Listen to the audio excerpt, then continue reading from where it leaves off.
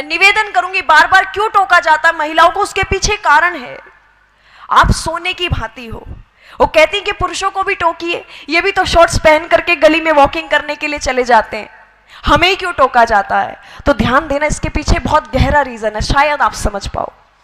पुरुष एक लोहे की भांति है, लोहे से तुलना की गई है पुरुष की, लेकिन महिला एक हीरे की भांति है, एक गोल्ड की भांति है, सोने की भांति है।